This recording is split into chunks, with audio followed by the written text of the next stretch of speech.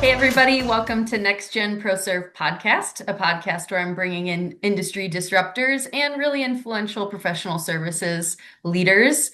And I'm really excited to invite Leo to the podcast. Hey, Leo. Hey, thanks for having me, Molly. I grew up here in Cleveland and started at really out of my career working in recruiting.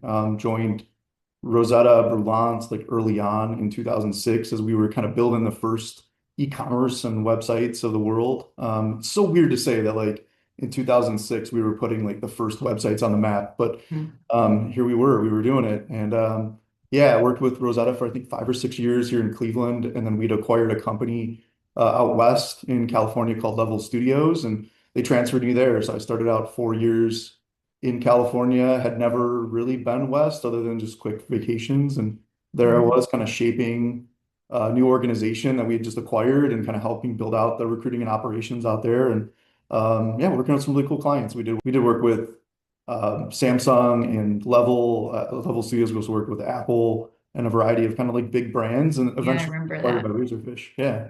Yeah, yeah. And then what brought you back to Cleveland?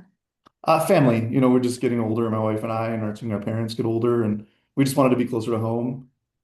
We always kind of looked at it as like a short stint. Like we didn't know if it was going to be year to year or 5 years, and it just became longer and longer as we were there. And Yeah. yeah, draw back here, and excited to be back. And it's kind of easy to get back in. It was way easier than I thought it would have been. Yeah, well, and the network, right, of everybody Yeah. that we met at that agency is so big, right?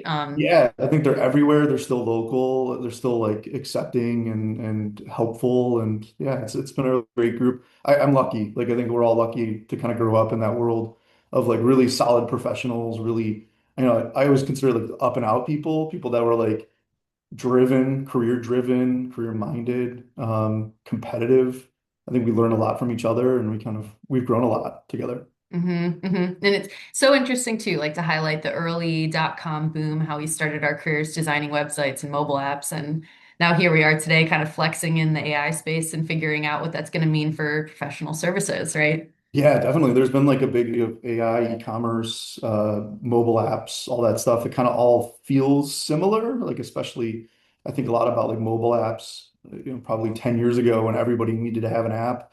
It kind of everybody has that appetite right now. Everybody needs to have AI, even though they don't know what that means, but they know they need it. And yeah, it's kind of similar. Everybody needed a website back in '06.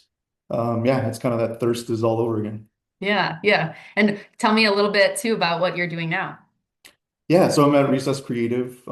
Is an agency founded by an ex Rosetta Brulant person, Chris Youngjohn, and we've been around for 16 years. We don't believe that we're a marketing agency, really forefront of kind of campaign, digital marketing, and content, but we don't believe in like one size fits all. So with some of the partners that we work with, we do everything. Some of them we just do bits and pieces.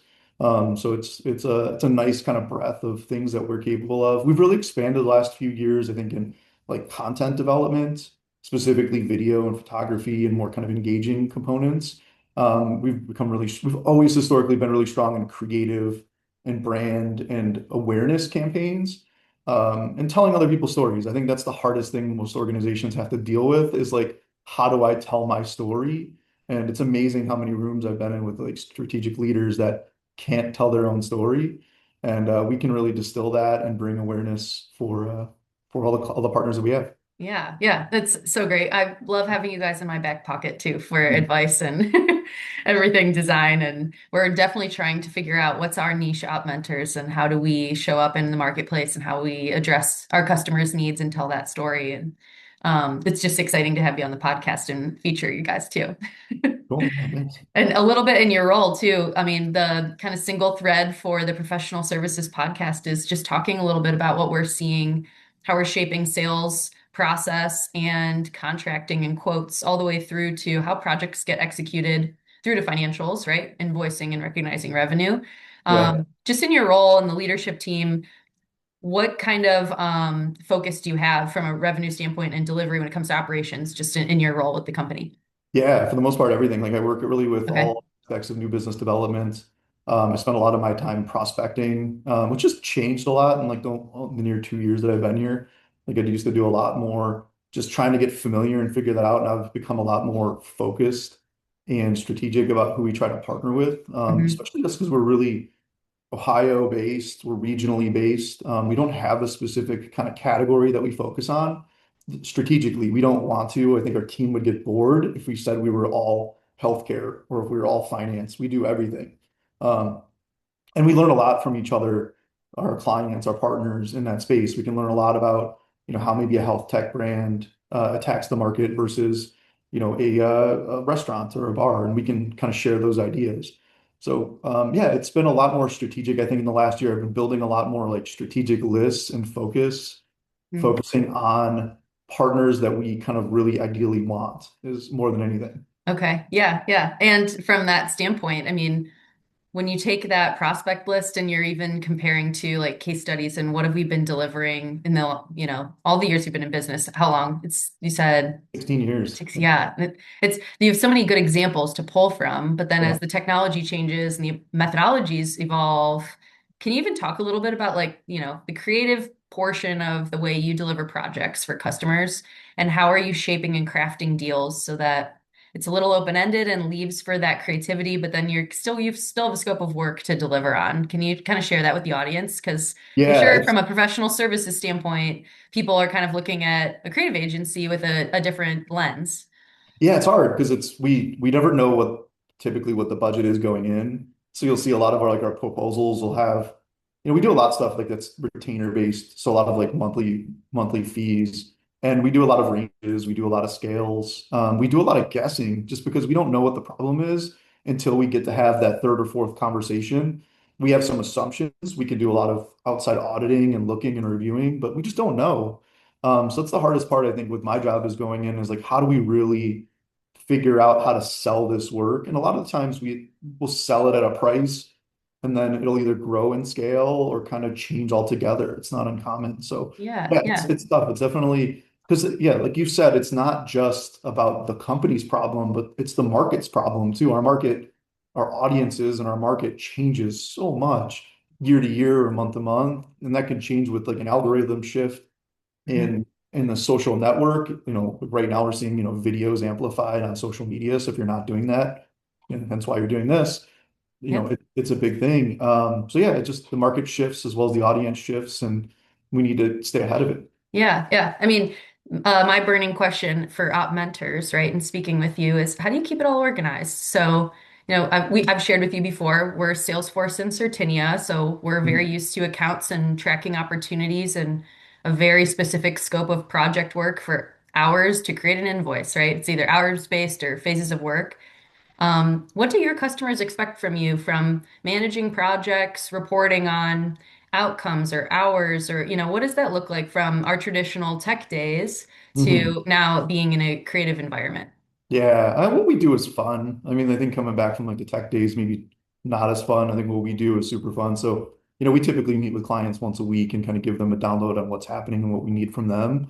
And I think it's part of like our process that we believe in like all of our partners are really our partners and we're an extension of them. So we meet with them quite a bit. We are an extension of their team, Hmm. especially if you're a small business or a mid-sized business, you might not have enough marketing team to kind of solve your weekly problems. So we might be helping you figure that out all together. So Got yeah, it. it's a very high touch, but it's also like intentional. We want to do it. We want to be there. We want to be able to adapt and change as things go, but also service when we can. That's so cool. That's so cool. And I mean, we're kind of reshaping the way that we're doing our consulting services too. And the introduction of AI, at least in our business, you can kind of use agents to reference material or context inside a consulting self a phone call or notes that we're taking about a project. And we're seeing that customers, when they want to interact with us as consultants, they're asking, can they interact with an agent or can I have on-demand support or things like that.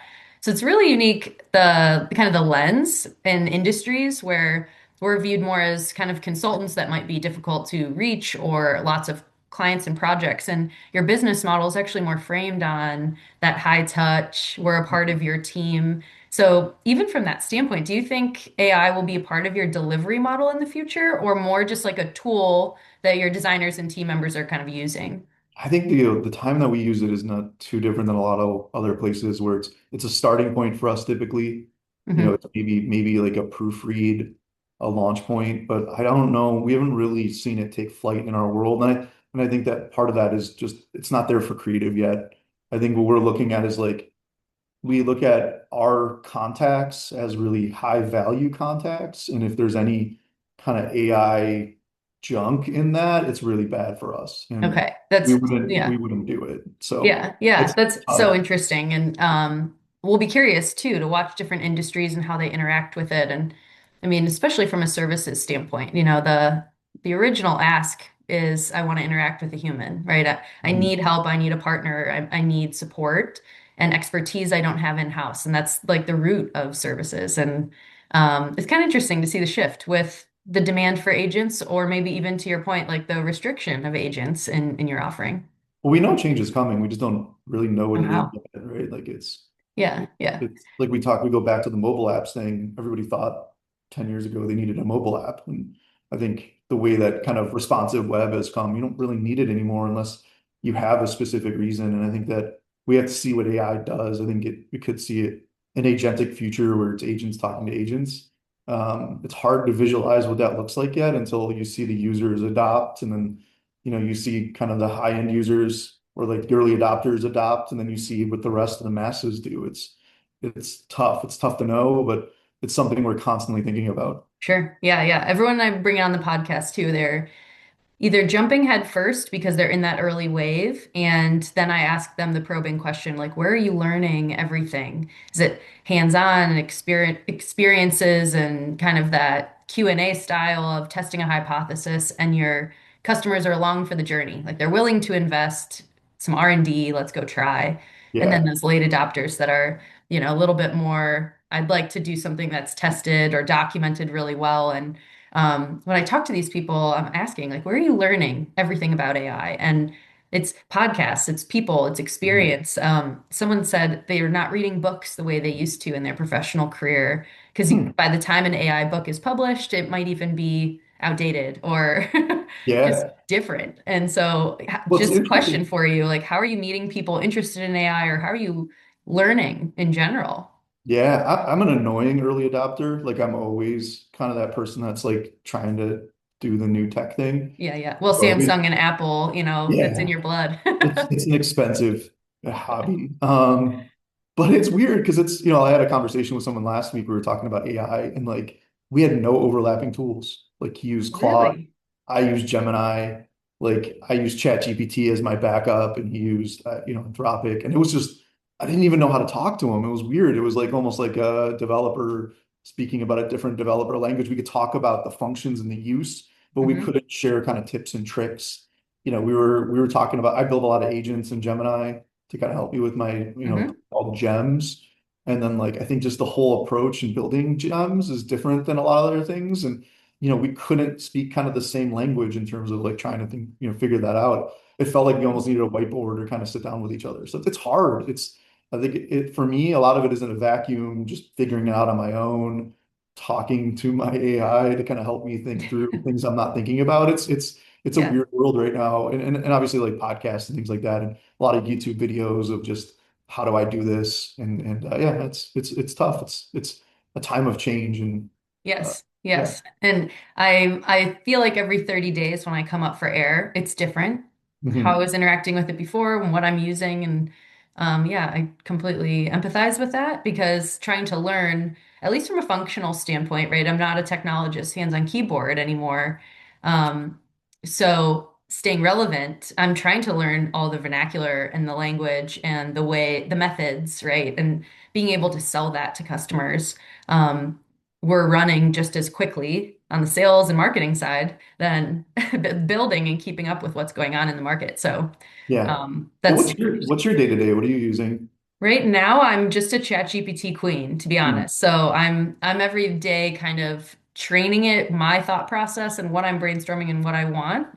And it's really cool to say, like, hey, based on what direction I'm going here, can you recommend me to think about something three different ways? Yeah. And I like the quick start element of that, right? Like if I were to get started on this, where do I go?